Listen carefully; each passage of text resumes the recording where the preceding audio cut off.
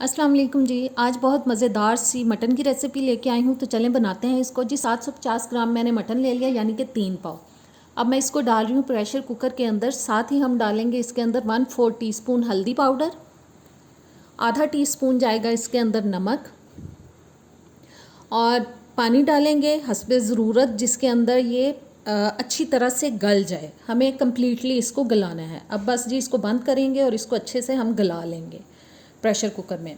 और तब तक जब तक गोश्त गल रहा है तब तक हम टमाटर लेके उनको ग्राइंड कर लेंगे। मैंने ये टमाटर लिए हैं 5-6 अदद। इनको आप चाहें तो छिलका उतार के भी ग्राइंड कर सकते हैं, लेकिन मैं छिलके के समेत ही इनको ग्राइंड करूँगी।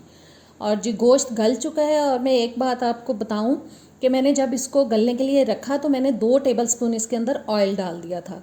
ऑयल डालने का मकसद ये होता है कि जब आप खाली चीज़ को जैसे पानी, नमक या हल्दी डाल के प्रेशर कुकर में गलाते हैं तो पानी बाज़ औक़ात बॉयल हो के प्रेशर कुकर से बाहर गिरने लग जाता है, और आप ऑयल डाल देंगे तो पानी नहीं गिरेगा बाहर और वो इजीली आप उसको गला पाएंगे। प्रेशर कुकर भी बाहर से गंदा नहीं होगा। तो चलें इसको करते हैं साइड पे। अब मैंने एक कढ़ाई ले लिया, उसके अंदर मैंने डाल दिया है आधा कप कुकिंग ऑयल। साथ ही डाल देंगे जी इसके अंदर हम 1 टीस्पून तक ज़ीरा पाउडर, और इसको हम थोड़ा सा कड़कड़ा लेंगे। और बस जी ज़ीरे को कड़कड़ाने के बाद जो मैंने टमाटर ग्राइंड किए थे वो डाल दिए। एहतियात से डालिएगा ताकि हाथ को सेक ना लग जाए। मेरे हाथ को हल्का सा लग गया है। और इसको अच्छे से मिक्स करेंगे, और मिक्स करने के बाद मीडियम टू लो हीट पे इन टमाटरों को मैं पकाऊंगी ढक के तकरीबन 6-7 मिनट के लिए। बस ऊपर से कवर करेंगे और इनको हम गला लेंगे ताकि टमाटर जो हैं सॉफ्ट हो जाएं। और बस जी टमाटर गल चुके हैं। और अब मैं इसमें डालूँगी मटन, जो कि हमने प्रेशर कुकर के अंदर अच्छे से गला लिया है।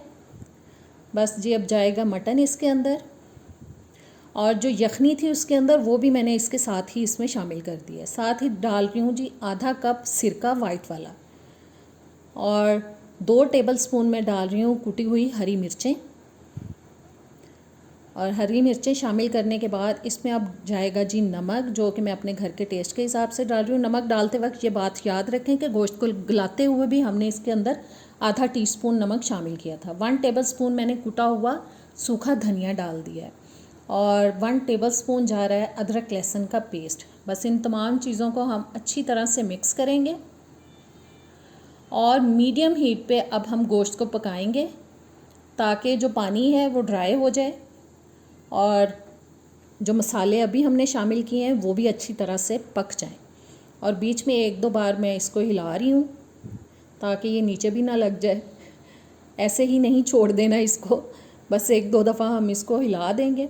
और तब तक अगर आपने मेरे चैनल को अभी तक सब्सक्राइब नहीं किया तो प्लीज़ आप सब्सक्राइब करें, बेल के बटन को प्रेस करें ताकि नई आने वाली वीडियोज़ आप तक आती रहें। वीडियो अच्छी लगे तो एंड में लाइक और शेयर भी ज़रूर कीजिएगा जी। थोड़ा सा पकाने के बाद अब मैं डाल रही हूँ इसके अंदर 1/2 टीस्पून गरम मसाला पाउडर। बस अब अच्छी तरह से हमें इसको भूनना है जब तक कि ऑयल जो है वो ऊपर आ जाए और जो मटन की एक मखसूस सी स्मेल है वो अच्छी तरह से ख़त्म हो जाए। बस 6-7 मिनट के लिए हम इसको भूनेंगे। और भूनने के बाद अब मैंने 3-4 अदद हरी मिर्चें लेके उनको थोड़े बड़े पीसीज में काट लिया था, वो डाल दी हैं। साथ ही इसमें डाल देंगे जी हरा धनिया, अपनी पसंद के हिसाब से कम ज़्यादा इसको आप कर सकते हैं। और बस 1 मिनट इसको पकाने के बाद ताकि इन दोनों चीज़ों का यानी कि हरा धनिया और हरी मिर्च का जो फ्लेवर है वो अच्छे से इस कढ़ाई के अंदर आ जाए, मटन के अंदर आ जाए। और जी मटन हो चुका है ज़बरदस्त सा रेडी। इसको अब हम प्लेट आउट करते हैं। उम्मीद करती हूँ कि आपको ये रेसिपी बहुत अच्छी लगी होगी। आप ज़रूर ट्राई किया कीजिए प्लीज़ रेसिपीज़ को, और मेरी रेसिपीज़ को शेयर किया करें। और नेक्स्ट वीडियो तक अब मुझे दें इजाज़त। इंशाल्लाह ताला नेक्स्ट वीडियो में मिलेंगे। अल्लाह हाफ़िज़।